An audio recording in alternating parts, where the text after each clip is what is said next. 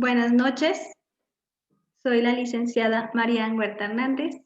Espero que se encuentren muy bien, guardándose en su casa y cuidándonos a los demás de un contagio.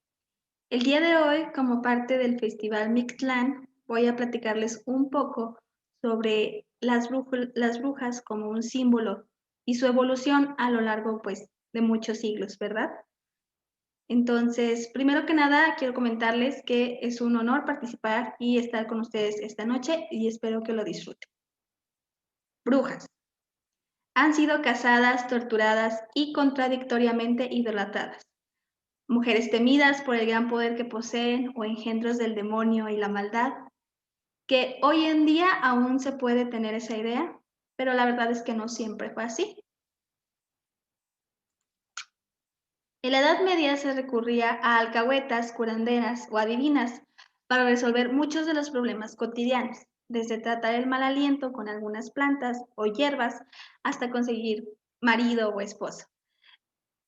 Fue a partir del Renacimiento en que su figura como bondadosa, como comparada con lo que hoy tendríamos conocimiento o equiparada con lo que vendría siendo un médico, fue en retroceso. Es a partir del Renacimiento que se le tomó como algo primitivo, algo que impedía el progreso. Y a diferencia de los hechiceros o brujos, que en esa época fueron considerados ya importantes o hombres sabios que transmitían conocimiento y su rango social era mucho más aceptable que el de las mujeres. Entonces, aquí podemos ver cómo comenzaba a marcarse la diferencia en las mujeres, no solo por su estudio, sino porque empezaron a prohibirse ciertas cuestiones, a aparte por la cuestión de la religión, en que el catolicismo empezó a hacerse más fuerte, a tomar auge y a prohibir cualquier tradición o ritual que ellos consideraban pagano. Hemos atribuido muchos elementos y cualidades a las brujas, y dentro del ámbito sobrenatural transmutan, se desplazan y conviven con otros monstruos o seres demoníacos. Es decir, tenemos algunas costumbres donde hablamos de que se pueden transformar en algunos animales. Lo hemos visto en las películas de Harry Potter con McGonagall o lo que en ese mundo se conoce como animagos, que tienen la capacidad de transformarse en animales. Aquí tenemos algo conocido como nahuales, que también son brujos o brujas que tienen el poder de transformarse en algún animal. Y también existen los familiares, que es un animal que se relaciona con la familia de la bruja o con la bruja directamente y que suelen ser como espíritus guías que te acompañan a lo largo de toda tu vida y que hasta cierto punto, pues dependiendo también de su edad, ellos también pueden heredarse o pueden pasar de generación en generación. Y gracias a estos elementos podemos clasificar a las brujas o a los dos símbolos en bruja folclórica y bruja satánica. Por ejemplo, la mujer sabia, pagana, con poderes visibles y aquella que escuchamos en los cuentos que nos contaban nuestros abuelitos, es conocida como bruja folclórica.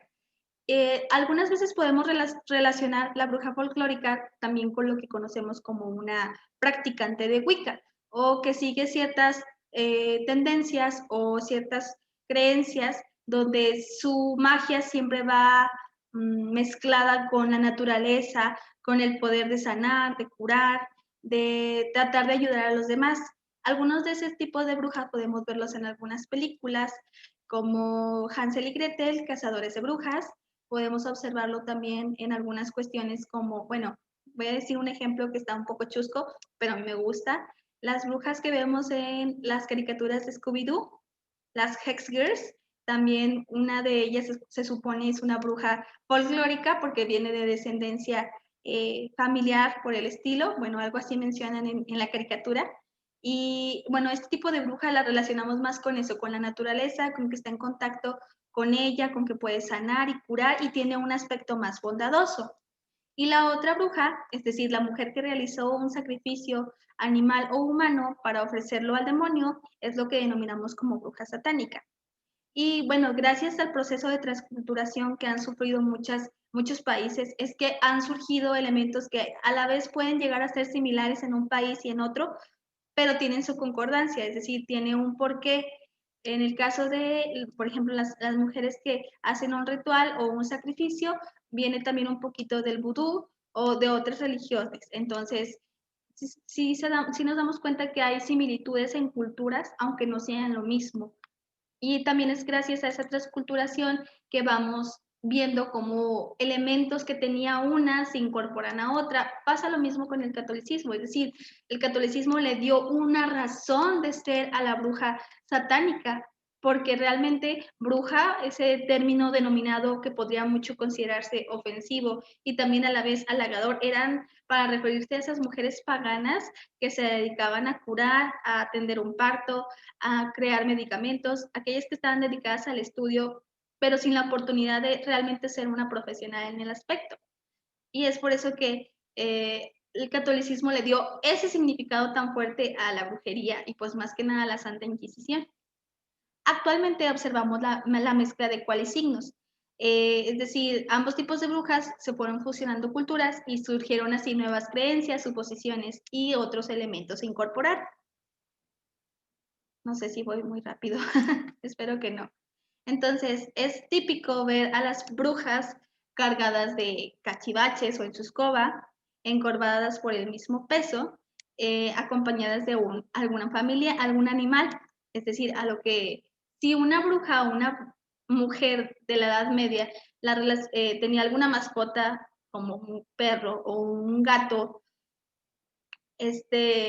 lo relacionaban con que ella se transformaba o era el demonio que venía a visitarla. Entonces ahí también surge la relación de los familiares, en que a veces había una bruja o una persona que tenía una mascota, que tenía una relación muy unida y también se creía eso, que podía ser como que el demonio visitándolas.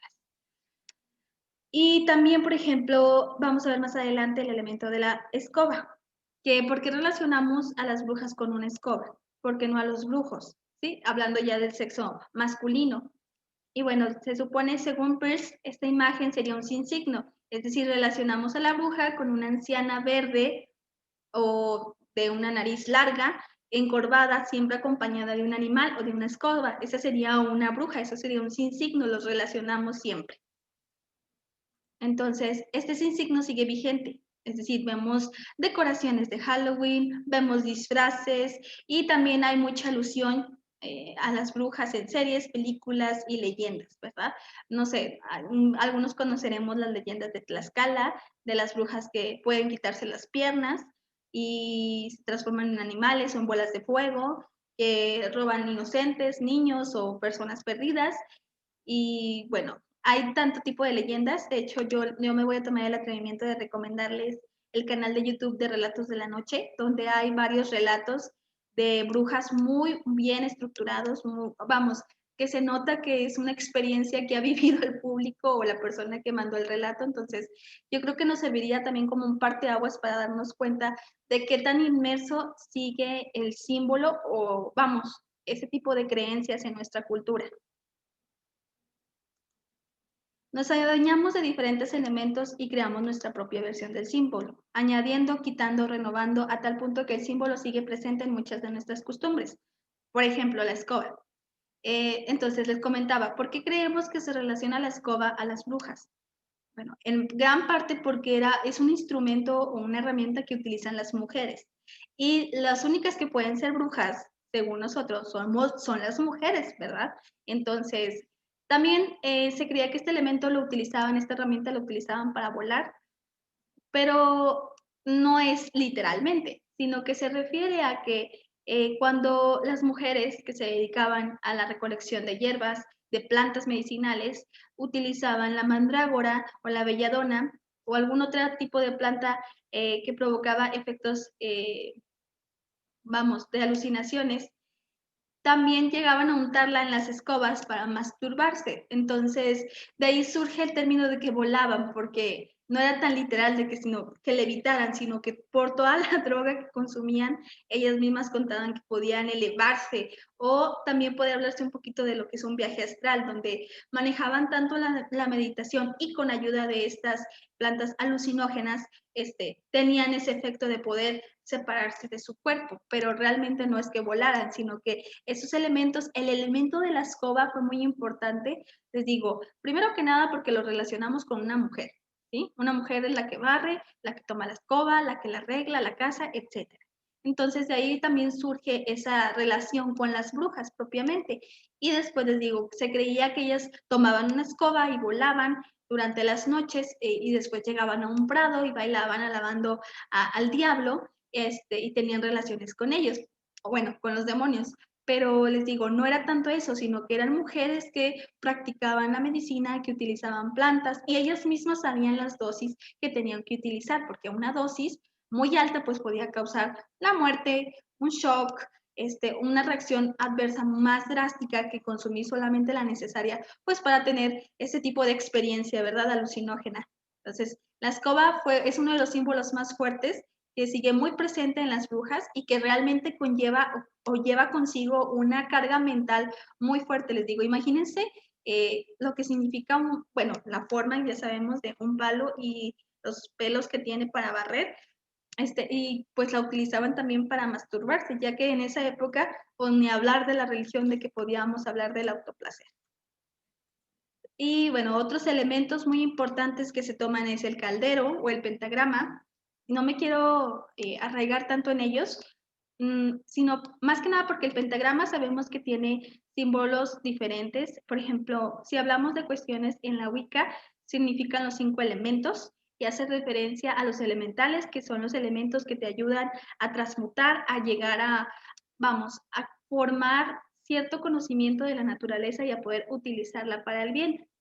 Pero también tiene cuestiones o simbolismos religiosos, precisamente del cristianismo, el judaísmo y el catolicismo. Entonces, es ahí como vemos ciertos elementos en común.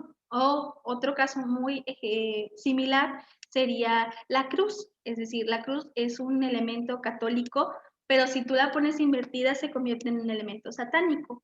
Y también hay que dejar de tener esos estigmas de que qué es el satanismo, es la brujería o la maldad. No, porque la religión o la creencia satánica como tal hace referencia a si existe un Dios, entonces también existe su contraparte, que es el diablo. Y eso no quiere decir que sea malo, porque si nos remontamos a la historia a la Biblia, él fue también un ángel. Y algunos lo podrán ver como pues, el malo, ¿verdad? Gracias a la perspectiva católica. Y el satanismo lo toma como, ella era un ángel que nos dio conocimiento y nos brindó la oportunidad de decidir. Entonces, son muchas cuestiones que hay que todavía tener presentes al respecto.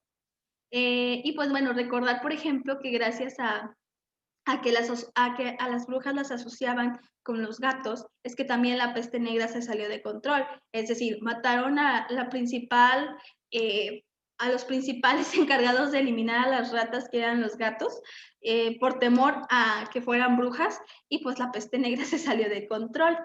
¿Y qué otra cosa quería comentarles? Bueno, siguen muy presentes en nuestra cultura, les digo, es algo muy redundante, pero es parte de mi investigación, donde les hemos visto en la literatura, por ejemplo, Roald Dahl, que tiene su libro de las brujas y que ya hay 2 adaptaciones al cine de ellas.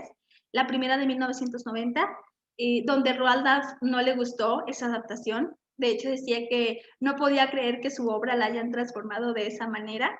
Y tenemos la adaptación que acaba de salir justo este año, creo que en este mes, que no he tenido la oportunidad de ver, entonces no voy a criticarla.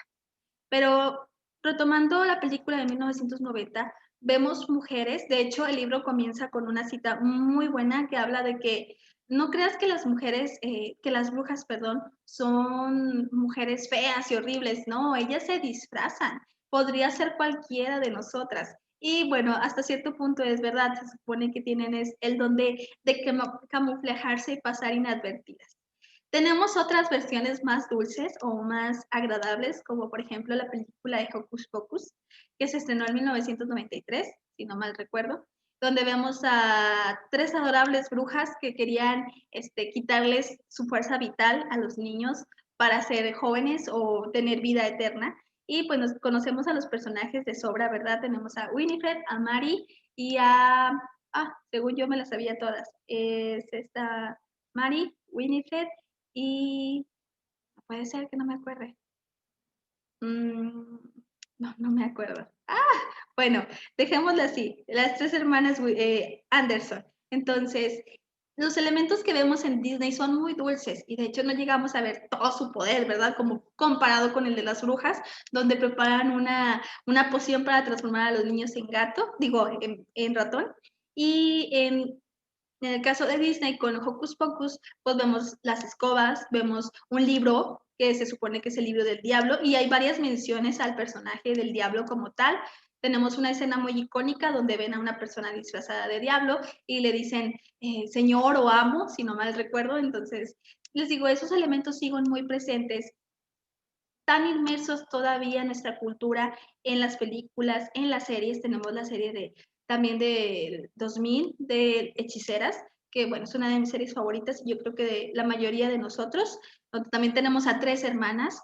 Es bueno hablar de que en algunas series o películas siempre son tres brujas, porque hay una triada, es decir, en la Wicca hablamos de tres partes, la adolescente, la madre y la anciana, que es un ciclo, el ciclo de la vida, es decir, nacer, crecer, convertirte en madre o tener descendencia, no es obligatorio obviamente, y la anciana.